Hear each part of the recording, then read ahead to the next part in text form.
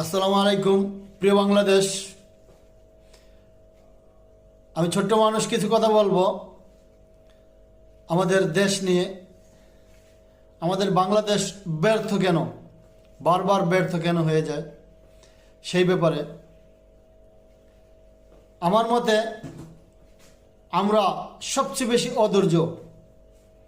আমরা বাঙালি সবচেয়ে বেশি অধৈর্য। কাজে না পারলে কি মুখে খুব পারি।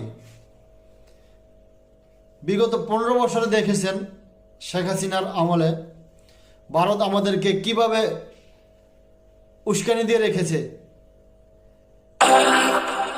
একটার পর একটা ইস্যু নিয়ে আমাদেরকে গরম করে রেখেছে। মাঠ সবসময় গরম রাখছে। কখনো কখনো আগুন, কখনো লঞ্চে আগুন, কখনো বাজারে